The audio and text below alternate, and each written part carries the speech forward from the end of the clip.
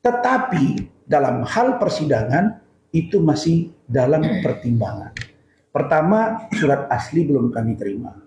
Yang kedua, kita sedang melihat apakah dilakukan upaya hukum atau tidak. Dan yang ketiga, saya serahkan kepada organisasi saya.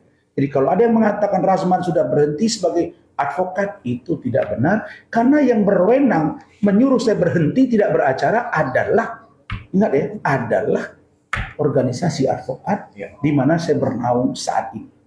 Saat ini saya bernaung di DPN Pradi Bersatu. Ketika saya disumpah, saya diajukan oleh HAPI, bukan KAI. Dan semua prosedur sudah ada, surat pernyataan ada, sudah diperiksa di Bareskrim, Pak Antoni Hatane, Ketua DPD HAPI Maluku, dan sudah SP3.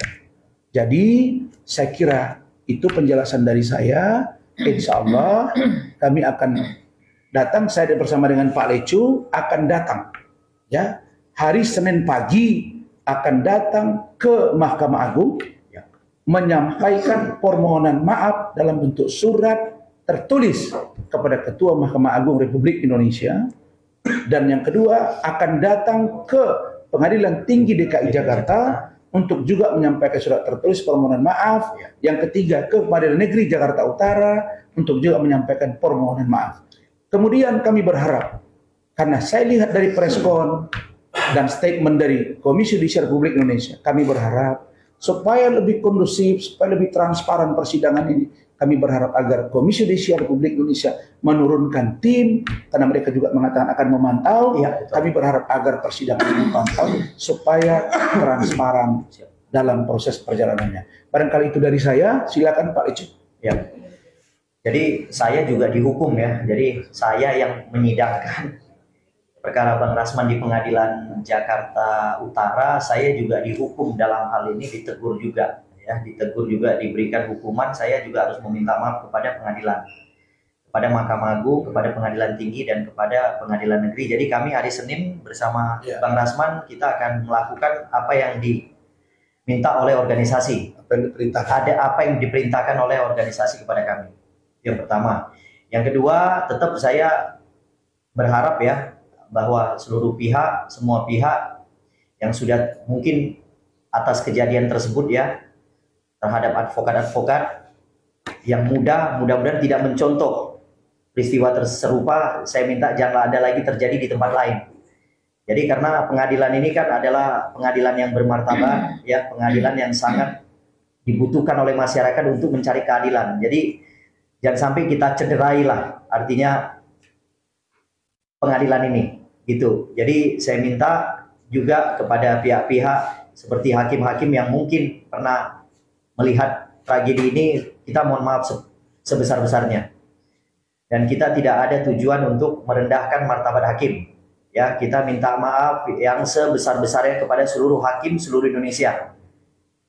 Dan di samping itu tetap juga kita selain meminta maaf kepada pihak-pihak terkait, kita berjanji akan mentaati aturan yang akan diterapkan di persidangan tanggal 20 Februari 2025 di PN Jakarta Utara.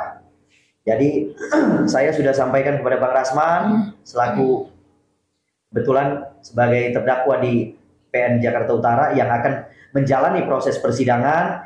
Kita seluruh tim pengacara sudah meminta Bang Rasman biar soft aja Bang Rasman, biar kami yang melakukan tanya jawab dengan pihak-pihak yang berkait di dalam persidangan tersebut. Jadi Bang Rasman biar hanya boleh berbicara ketika nanti diperkenankan untuk berbicara. Jadi sebelumnya tetap diatur oleh kami ya selaku pengacara PH ya, selaku advokat yang nanti mendampingi Bang Rasman di persidangan. Ya kan, saya dan Bang Rihat yang selalu mengatur lalu lintas jalannya proses tanya jawab antar pihak. Jadi posisi itu tetap pada posisi itu dan kita meminta Bang Rasman untuk menghormati posisi itu. Ya, demikian dari saya. Mungkin dari Rahmat Riyadi ada yang mau ditambahkan? Cukup. Jadi saya di posisi terdakwa. Maka tim hukumlah yang akan mengatur lalu lintas pertanyaan demi pertanyaan.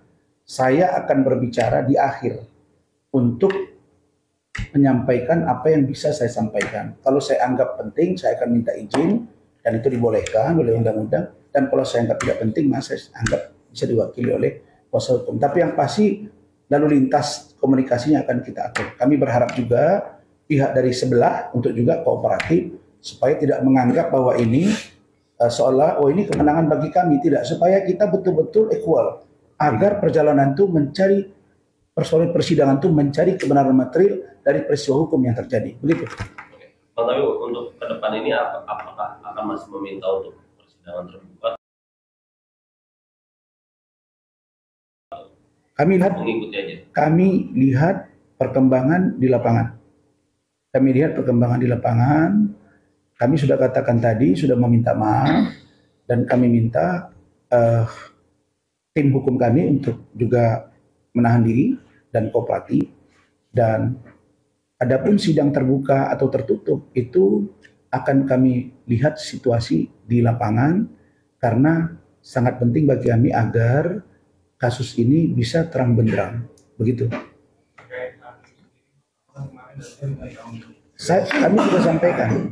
Kami sudah sampaikan, itu sangat tergantung dari pertimbangan.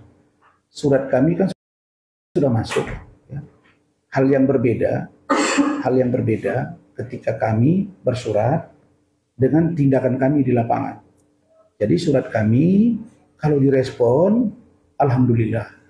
Kalau tidak direspon, juga alhamdulillah. Dua-duanya tidak masalah. Yang penting bagi saya, Rasman Arif, anak desa, anak seorang ustadz kampung, saya tidak menduga bahwa ternyata Rasman sudah sampai di titik ini. Nah, karena itu, maka ternyata saya sudah berada di jajaran seperti ini. Maka banyak yang menasihati saya, memberitahu, Pak Rasman, Anda sudah berada di level yang ini. Karena itu tolong jaga nama seorang doktoran hari ini. Itulah yang diingatkan oleh organisasi. Jadi tidak mudah berada di tempat yang sekarang, karena mencapai itu lebih mudah daripada mempertahankan. Maka saya, karena manusia tempatnya khilaf dan lupa, maka saya memohon maaf yang sebesar-besarnya. Jadi kami akan benar-benar ikut aturan sesuai dengan aturan dan undang-undang yang berlaku. Begitu, cukup ya. Thank you. Oke, Bang. Terima kasih. Kan Pn Jakarta Utara sudah melaporkan kasus ini ke Barreskrim, Bang. Gimana, Bang? Ya, karena kasus ini sudah dilaporkan ke Barreskrim Mabes Polri, kami serahkan sepenuhnya itu kepada pihak pengadilan dan kami serahkan kepada organisasi.